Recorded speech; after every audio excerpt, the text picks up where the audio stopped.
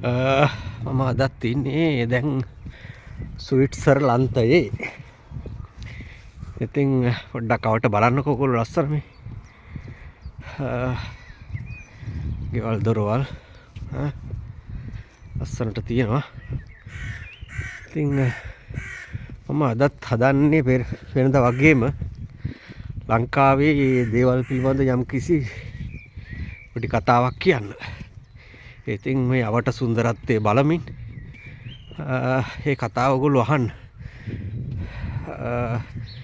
නැත්නම් මගේ කතාව අමහිරි බවෙන් තොරව අහන්න තමයි මම මේ අවට පරිසරයත් ඉතින් ඔයගලන්ට පෙන්වන්නේ.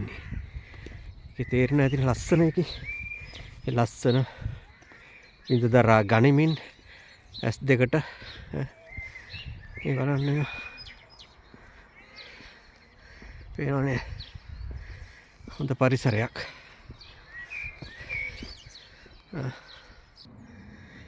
ඉතින් මම දැන් අදත් ඉන්නේ පොඩ්ඩක් කැලේ බද ප්‍රදේශයක. මොකද මම හැමදාම හවසට මේ පොඩ්ඩක් ඇවිදින්න යනවා. ඔය මෙහි තියෙනවා ඉතින් ඇවිදින්න මම මේ විදිහට හදලා තැන් මේ හරවල් වල ලස්සනට හදලා තියෙනවා ඇවිදින්න යන්න. ඉතින් ඇවිදින්න යන ගමන් තමයි ඔයගලන්ට මම මේ කතාව කියන්නේ. ඉතින් අපි කල් වේලාව ගන්න නැතුව බලන්න ඔයස් වෙලා පේ කියනෝ. එවල් මේ ඇවිදින්න යන ස්ථාන බලන්න මොනතරම් අපේ ලංකාව වගේද කියලා මිනිස්සුන්ට මනසට ප්‍රශ්න වැඩි නිත් දෙයි කියන්නේ අපේ ලංකාවේ. අපේ ලංකාවේ ඉතින් අහිංසක අසරණ මිනිස්සු එදාවර වෙල බොහොම අමාරුවෙන් ජීවත් වෙන මිනිස්සු. මිනිස්සුන්ට ප්‍රශ්න වැඩි. පාරක් ඇවිදින්න හවසට ඇවිදින්න නෙමෙයි අද කාලා හෙට කන්නේ කොහොමද කියන තමයි අපේ මිනිස්සු කල්පනා කරන්නේ. ඉතින් එවැනි පරිසරයක තමයි නමුත් මෙහෙ නෑ මේ බලන්න මේගොල්ලෝ පවුල් යනවා ඇවිදින්න. මේ ඇවිදින්න යන පාරවල් තමයි. ඉතින් මම දැන් කතාවක් කියන්න. එතකොට ඔයගලන්ට අහගෙන ඉන්න පුළුවන් නේ. ඉතින් ඔබ අප කවුරුත් දන්න දෙයක් තමයි ඉතින් අපේ මේ සමහර පවුල් වල ඉන්න පුද්ගලයෝ ජීවතුන් අතර සිටින කොටත් ඒ පවුලට විශාල කරදරයක් හිරිහැරයක් ඒ පුද්ගලයෝ. ඉතින් ඒ වගේම තමයි මේ පුද්ගලයෝ මිය ගිය පසුවත් පවුලට ලොකු හරදරයක් හිසරදයක් ප්‍රශ්නයක් වෙන අවස්ථා තියෙනවා. මොකද අපේ අර කතාවක් තියෙනවානේ මේ යකා මැරුණට පස්සෙත් හොල්මනක් වෙලා හරි ඇහිල්ලා අපිට කරදර හිරිහැර කරනවා කියලා. අන්න ඒක තමයි මැරුණට පස්සෙත් ජීවතුන් අතර සිටියේදී ඒ පුජ්‍යලෝ පවුල් වලට කරදරයක් වෙනවා කියන්නේ අන්නේ අර්ථය. ඉතින් එහෙම බලනකොට මේ මහින්ද රාජපක්ෂ ඇතුළු ඒ පවුලත් ඒ හා සමාන චරිත සහ එහෙම නැත්නම් ඒ හා සමාන පිරිසක්. මොකද මම එහෙම කියන්නේ ඒගොල්ලෝ බලයේ සිටියේදීත් මේ රටේ මිනිසුන්ට විශාල කරදරයක් හිරිහැරයක් ප්‍රශ්නකාරී තත්ත්වයකට පත් කළ පුද්ගලයෝ. ඒ වගේම තමයි ඒගොල්ලෝ අද බලයෙන් ගිලිහි ගිහිලා තින්නේ. ඒ බලයෙන් ගිලිහි ගියත් ඒගොල්ලෝ රටට සමාජයට විශාල කරදරයක් වෙච්ච බවක් තමයි අපිට නම් පෙන්නුම් කෙරෙන්නේ. මේ කුණු දාන්න තියෙනවා මේ කැලේ මහන්සියට පොඩ්ඩක් වාඩි වෙලා ඉන්නත් පුළුවන් ඒවා තියෙනවා. හදලා තියෙනවා දැන්. ඉතින් මම මේ දැන් යන්නේ දැන් මෙන්න මේ මහින්ද රාජපක්ෂ පවුල කොයි ආකාරයටද බලයේ සිටියේදී වගේම බලයෙන් ගිලිහි ගිය පසු රටට කරදරයක් හිසරදයක් වී ඇත්තේ කියන එක කියන්න. දැන් ඔබ අපි කවුරුත් දන්නෝ මේ වන විට පෙරේදා රාත්‍රියේ මහින්ද රාජපක්ෂගේ දෙවෙනි පුතා ඒ කියන්නේ යෝෂිත රාජපක්ෂ ඒ කියන්නේ නාමල් රාජපක්ෂගේ මල්ලි මැද ඉන්න එක්කෙනා මිනිස්සයා තමන්ගේ බිරිඳත් සමග සහ තවත් ඉතින් ගජෝ ටිකක් එක්ක ගිහිල්ලා රාත්‍රී සමාජ ශාලාවකට කොළඹ යූනියන් ප්‍රදේශයේ ඒ කියන්නේ කොම්පඤ්ඤු විදියේ පොලිසියට අයත් යූනියන් ප්‍රදේශයේ රාත්‍රී සමාජ ශාලාවකට ගිහිල්ලා එතන ලොකු ගැටුමක් ඇති කරගෙන එහි හිටපු ආරක්ෂක නිලධාරීන්ට පහර දීලා ලොකු කලබගෑනියක් ඇති කළා. ඉතින් මෙතනදී මොකද්ද සිද්ධ වෙලා තියෙන්නේ? මොකද මේ සාමාන්‍ය මේ රාත්‍රී සමාජ ශාලා වලට ඇතුල් වීමේදී හඳුනා ගැනීමේ පටියක් අතට බඳිනවලු. ඉතින් මෙන්න මේ සමාජ ශාලාවටත් ඇතුල් වීමේදී යෝෂිත රාජපක්ෂට සහ බිරිඳට කියලා තියෙනවා හිටපු ආරක්ෂක නිලධාරියෙක් මේ හඳුනා ගැනීමේ ආරක්ෂක පටිය අතේ බඳින්න කියලා. ඉතින් ඒකට අකමැති වෙලා. ඒ අකමැති වීම හේතු කොටගෙන වහින් බස් වීමක් සිද්ධ වෙලා ඊට පස්සේ හි සිටපු යෝෂිතත් එක්ක පැමිණි ඒ ඔහුගේ මදාවි පුත්‍රයෝ ටික මදාවි යාළුවෝ ටික මේ ආකාරයේ පහර දීමක් කළා තිනවා සිකියුරිටි එකට. එහෙනම් ආරක්ෂක නිලධාරියට හොටලෙකි. ඉතින් ඒක මොනතරම් සුදුසු ක්‍රියාවක්ද එක් පැත්තකින් බලකොට. අනිත් පැත්තෙන් තමයි දැන් යම්කිසි නීතියක් රීතියක් මොන හරි ක්‍රමවේදයක් තියෙනවා නම් යම්කිසි තැනක ඒ නීතිය අපි අනුගමනය කරනවා. අපි අකමැති වෙන්න පුළුවන්. අපි එහෙම නැත්නම් අපි අකමැති නම් අපිට තියෙන ඒ ස්ථානේ අපිට බෑ ඔක පළඳින්න අපි යනවා යන්න වෙන එකකට කියලා ඉවර යන්න පුළුවන්. මොකද ලංකාවේ තියෙන එක රාත්‍රී සමාජ ශාලාව පමණක් නෙවෙයිනේ. රාජ ශාලාව ඕන තරම් තියෙනවා. දැන් වැහි වැහලා තියෙන මං හිතන හැටි කොළඹ. ඉතින් ඒකට යන්න තුණා. එහෙම නැතුව මේ ආකාරයේ පහර දීමක් තමයි මේ සිකියුරිටි නිලධාරියට ආරක්ෂක නිලධාරියට මේ මැරට් පිරිස කළා තිබෙන්නේ. දැන් මේ වාඩි වෙන්න හදපුවා. මේ කැලේ මෙතනක් තියෙනවා. බලන්නකෝ එතන සතුන්ට කන්න දෙන්න තැනකුත් තියෙනවා. ඒ වගේ මේ වාඩි වෙන්න මෙතනත් හදලා කුණු දාන එක මේ තියෙන්නේ. මේ බල්ලෝ කක්ක කරොත් මේ බල්ලෝ අරගෙන යනවා මේ පාරවල් වල ඇවිදින එක එක්කන. බල්ලෝ කක්ක කරොත් මේ රතු පාට තියෙන්නේ. මෙන්න මේකෙන් තියෙනවා මේ කවරයක් වගේ එකක්.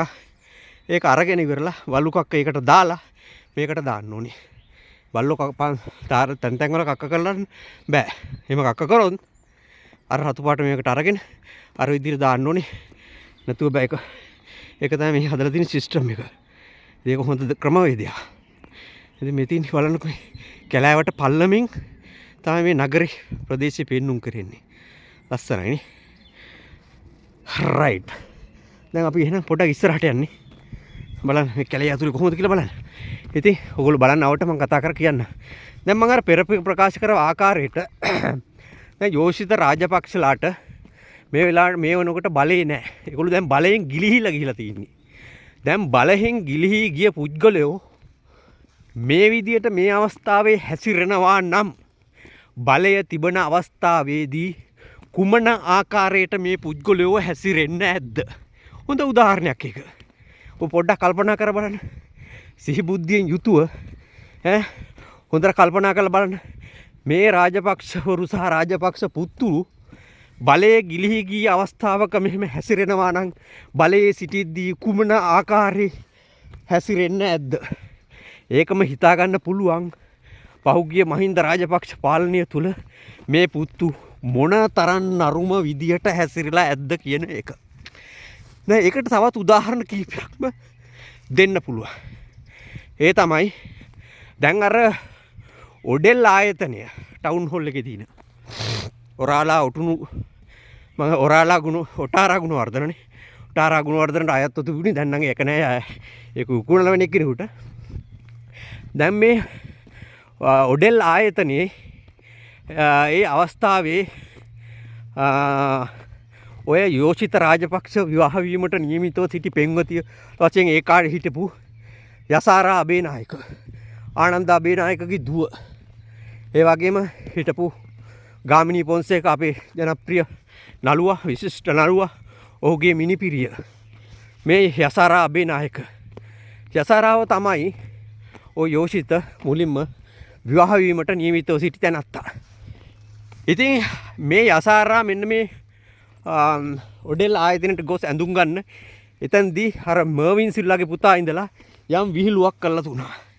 ඒ විහිළුව හේතු කොටගෙන ඒක දුරදිග ගිහිල්ලා අන්තිමට විහිළු කරයි කියලා ඒ යසාරා ඒ අවස්ථාවේ දුරකථනයෙන් දැනුම් දීලා තුනා යෝෂිතට.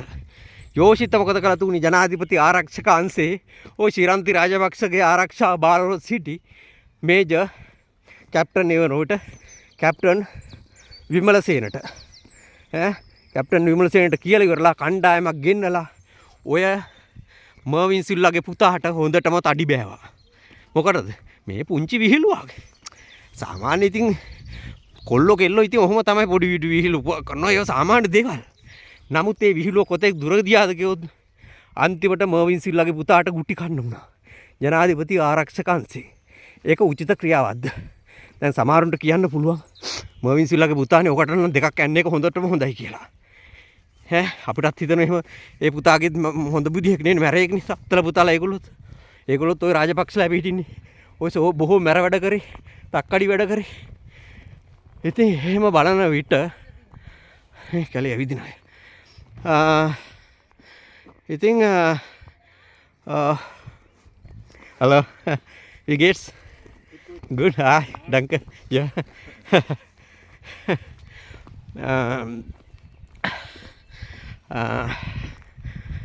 ඉතින් මං වී ගේට්ස් කියලා ඇවි ජර්මන් භාෂාවෙන් සැපදුක් කොහොමද කියලා ස්විස් ජාතිකයෙක් ඉතින් ගුඩ් කිව්වා.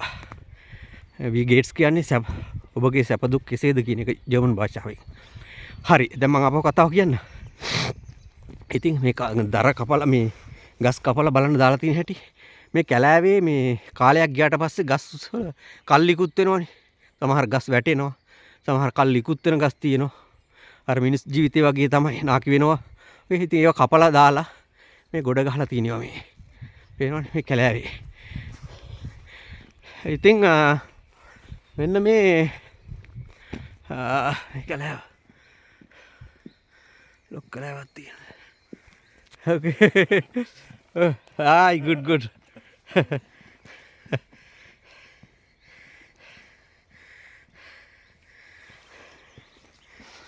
ඉතින් මේ මොකද්ද මං කියන්න හිතාගෙන ආවේ දැන් මර්වින් සිල්ලාගේ පුතාට පහර දීම.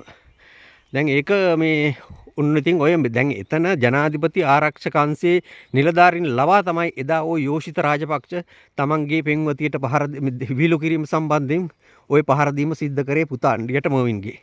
දැන් ඒ වගේම තමයි දැන් ඔය යසාරා අබේනායක කියන ඒ තැනැත්තිය නිසා තමයි අර නාරා හෙම්පිටදී අර රගර් කීඩක මොහමඩ් වශීම් තාජුඩීන්ව ඝාතනය කරනු ලැබුවේ. ඒක ඝාතනයක්. ඉතින් ඒක වගේ තමයි. ඉතින් එහෙම බලනකොට මේ රාජපක්ෂලා මේ කාන්තා හුටපට හේතු කරගෙන තමන්ගේ පෙම්වතියන්ගේ ප්‍රශ්න මුල් කරගෙන මොන තරම් ගැටුම් ඇති කරගෙන තිබෙනවාද? ඒ ගැටුම් සඳහා රාජ්‍ය දේපල, රාජ්‍ය සම්පත්, රාජ්‍ය ආරක්ෂාව මොනතරම් අයුතු සහගත ලෙස උපයෝගී කරගෙන තිබෙනවාද කියන එක ඒකෙන්ම පැහැදිලිව පෙන්눔 කරනවා. මොකද මේ යෝෂිත රාජපක්ෂ ගැන දිගින් දිගටම කතා කරන වෙනකොට අපි දන්නවා පහුගිය දවස්වල රත්මලාන ගල්කිස්ස ප්‍රදේශවල ගෙවල් 3ක් තියෙනවා. ආයුතු සහගත ලෙස උපයාගත් මුදල්. ඩේසි ආච්චිගේ මැණික් මල්ල කියලා ප්‍රතිචාර දුන්නා. මොකද ඩේසි ආච්චි හරහා දුණු සල්ලි වගේ ඒවා පට්ටපල් බොරු. ආයුතු සහගත දේශපාලන මැදිහත් වීම හරහා තමයි ඒ දේපල පවා ඒ අය අරන් තින්නේ. මොකද ජීවිතේ හරියම රස්සාවක් නිසියාකාරව කරපු නොකරු පුජ්‍යලයට මෙතන රස්සාව දේපල ගන්න සල්ලි කොහෙන්ද? අවුරුදු 10ක නේවි එකේ ඉඳලා තියෙනවා. ඉතින් නේවි එකේ ඉඳලා තියෙන රුපියල් 79000කද කොයිද පඩියකට. ඉතින් අවුරුදු 10ෙම සල්ලි එකතු කරත් තව මොන හරි දීමන අරවමිය එකතු කරත් ওই තරම් ලක්ෂ කෝටි ගණන් දේපල ගැනීමේ හැකියාවක් තියෙනවද ඔය යෝෂිතට? එහෙම කිසිදු හැකියාවක් නැහැ. ඉතින් අපිට ඒකෙන් පවා තේරෙනවා බලහත්කාරී ලෙස අයුතු සහගත ලෙස මේ කියන යෝෂිත රාජපක්ෂ මොනතරම් රාජ්‍ය බලය භාවිතා කරමින් කටයුතු කර තිබෙනවද කියලා. ඉතින් එහෙම බලනකොට තමයි අපිට මේ දැන් පෙරේදා ඇති වූ සිද්ධියත් අපිට සලකා බැලීමට සිද්ධ වෙන්නේ. මොකද ඉතින් එතනත් පෙන්වතිය. එතනත් මේ තමන්ගේ බිරිඳ සමග ගිහිල්ලා තමයි මේ ගැටුම ඇති කරගෙන තියෙන්නේ. මේ බලන්නකො තවත් අලුත් අමුතු දෙයක් මේ කැලෑ මැද තියෙන්නේ. මේ කැලෑවේ මේ ගස් කොළන් කපන්නගෙන ආපු අවියායුධයි කැලේම කබඩ් එකක් වගේ එකක් මේ පෙට්ටියක් වගේ එකක දාලා යනවා. ඉබ්බෙත් දාලා යනවා. අවුරත් ඉතින් ඔය කඩලා ගන්නේ නැහැ මේක තියෙන්නේ. ඔය පොරව අරව මේවා ඒ වඩු ටික තියෙන්නේ ඉතින්. මේගොල්ලෝ කැලේ වියාගෙන කනපු තැන වාඩි වෙන්න හතර වටේ මේවා දාලා බලන්න කොහොමද තරම් ලස්සනට. අපේ රටේ තියෙනවද ඒව නැන්නේ. මේවා මේ සංචාරක කර්මාන්තය දිනු කිරීමත් හොඳ ක්‍රමවේදයක්. මිනිස්සුන්ට සතුටු වෙන්න. ඉතින් ඒවත් ඉතාල වැදගත් දේවල් ඉතින්. මේ කැලෑ මැද තමයි තියෙන්නේ මේක. මේ කැලෑව. අතර වටෙන්ම කැලෑව. මේ දවස්වල කොළ නැහැ මොකද පෙබරවාරි මාසේ මාර්තු මාසේ මේක ඉතින් කොළ වැටෙන කාලේ එකයි.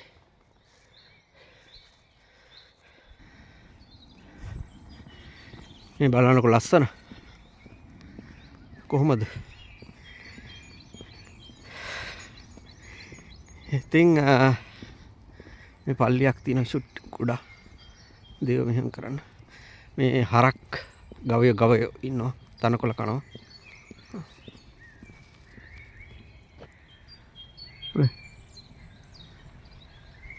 එක්ක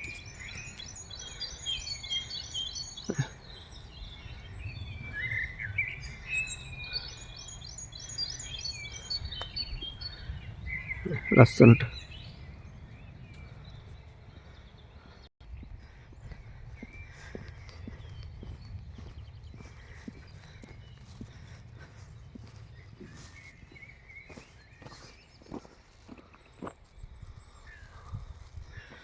ඉතින් මම අවසාන වශයෙන් කියන්නේ ඔයගලන්ට ඉතින්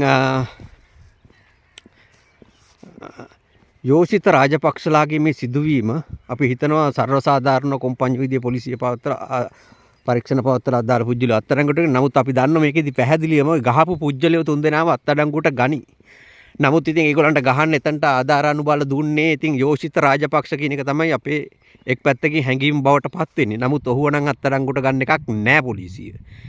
ඉතින් ඒකට ඉතින් නීති පදනමකුත් තිබෙනවා. කෙසේ වෙතත් හැබැයි ඉතින් එයාගේ මදාවි වැඩ ඒගොල්ලන්ගේ බලහත්කාරී වැඩ හින්දා තමයි මෙවැනි දේවල් සිද්ධ වෙන්නේ. ඉතින් මෙවැනි පාලන තන්ත්‍රයකත් මෙවැනි දේවල් සිදුවීම එක්තරා ගැටලු සහගත තත්ත්වයක් බවට පත් වෙනවා.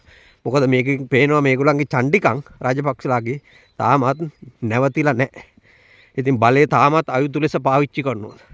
තමන්ගේ බලය තාම රට තුල තිබෙන බව පෙන්වීමට උත්සාහ කරනවා. හැබැයි මේවා තමයි මදාවි වැඩ කියන්නේ. මේ මදාවියන්ට මේ විදිහට හැසිරෙන්න ඉඩ දෙන්න ඕනේ නැහැ. නීතිය කාටත් සර්වසාධාරණව තිබෙන්න ඕනේ.